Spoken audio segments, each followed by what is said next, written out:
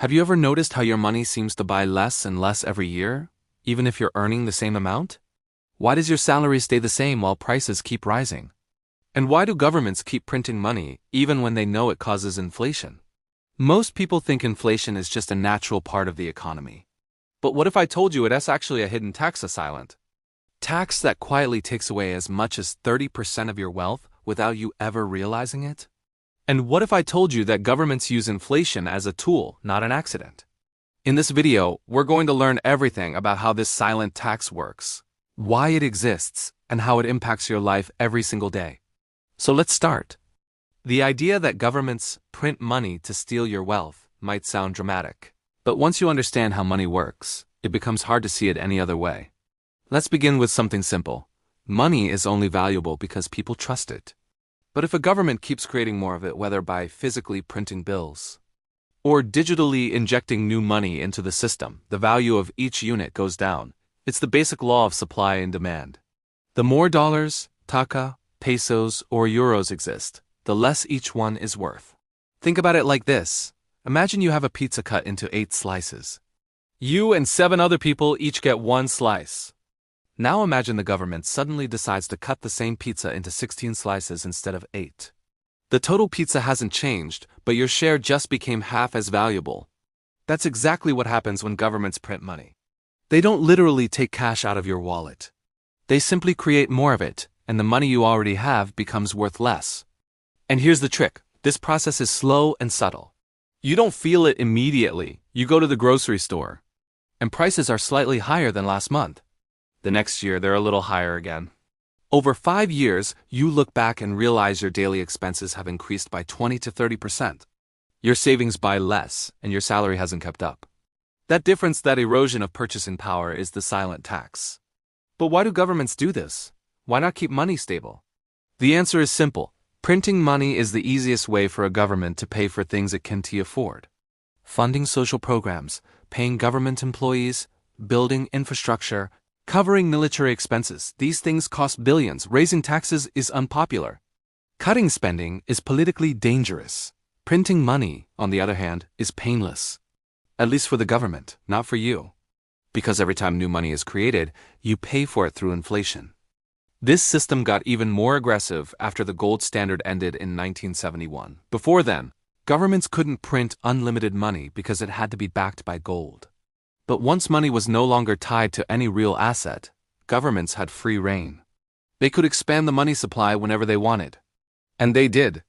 The results are all around us. The cost of food, rent, healthcare, education, and fuel rising year after year, while wages often remain stagnant. That difference, the shrinking value of your money, is the cost of the silent tax. Now here's where it gets interesting. Inflation doesn't hit everyone equally. In fact, it actually benefits governments while hurting ordinary people the most. How does that happen?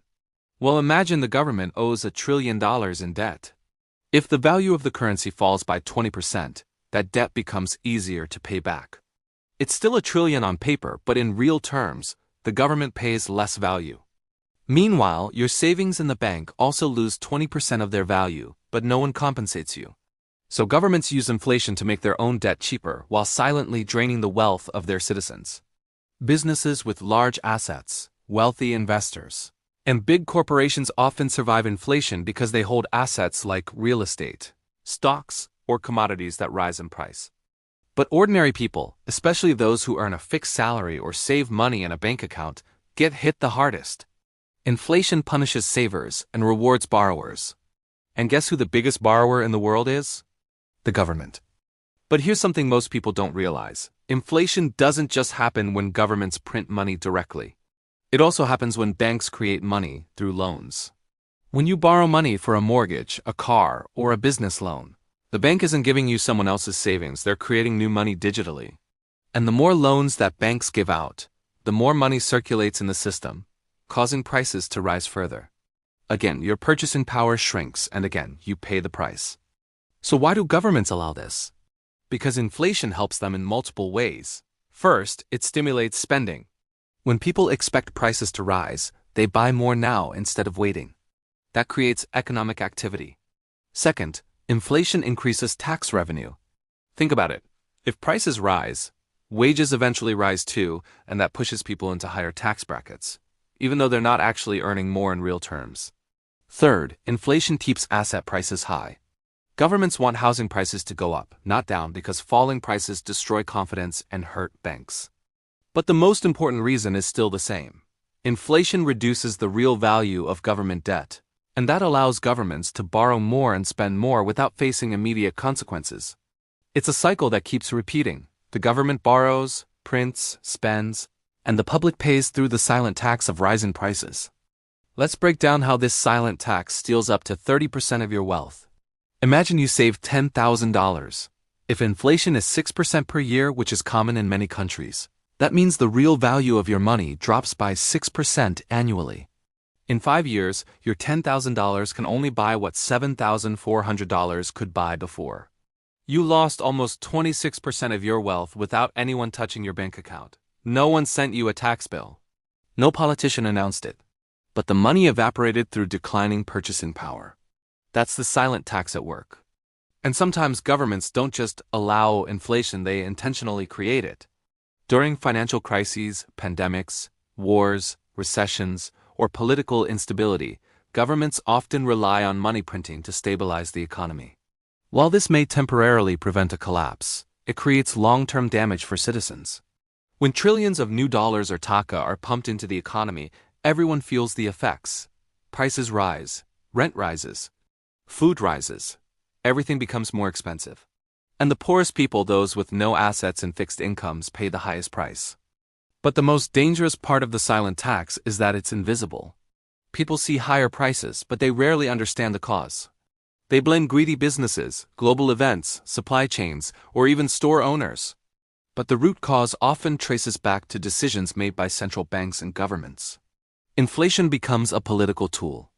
A hidden way to extract money from millions of citizens without ever announcing a tax increase. And once people get used to rising prices, inflation becomes part of everyday life. But make no mistake, it's still taxation without consent. Every time governments expand the money supply, the value of the money you already own goes down. Every paycheck buys less. Every savings account shrinks quietly. Every dream of buying a home becomes harder. So what can ordinary people do? Well, you can't stop governments from printing money. But you can protect yourself by understanding how the system works. People historically protect themselves by investing in assets that tend to rise during inflation, things like real estate, commodities, gold, or even certain stocks. Others reduce the amount they keep in cash savings because cash always loses value over time. The goal isn't to outsmart inflation completely, that is nearly impossible, but to avoid being its easiest victim. The key is awareness. The silent tax works only because most people don't even realize they're paying it. The moment you see inflation as a deliberate mechanism, not an accident, you start to recognize how your wealth is being eroded slowly and quietly. Governments will never announce that they're taxing you through inflation. But once you know the truth, you can make smarter decisions, protect your wealth, and understand the real game that's being played behind the scenes. And that's the reality of the silent tax. It's invisible. It's powerful. And it affects every single one of us.